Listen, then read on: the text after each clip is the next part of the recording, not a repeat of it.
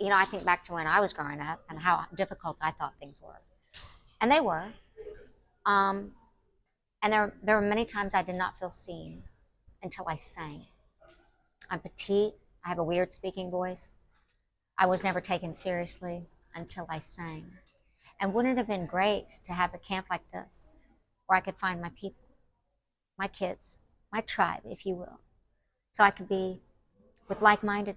You know, not all of us play football. And believe me, I love sports. Go Thunder. But I'm just saying, arts has the power to change lives. And with cuts in schools and that not being taken as seriously, I had to step up. And I wanted it, you know, I could have done it in New York. I could have done it in Oklahoma City. I went to OCU. But when they decided to name the theater with my name, my dad really challenged me. He said, how do you? I said, well, I'm going to bring in all the Broadway shows, and I have.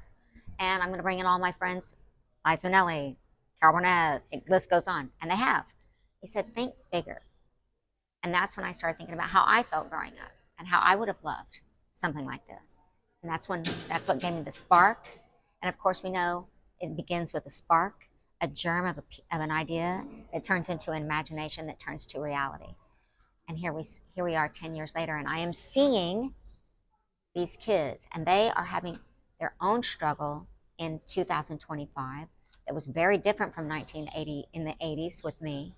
And I want to be there for them, but I also want to help them be the best little artists, young artists that they can be.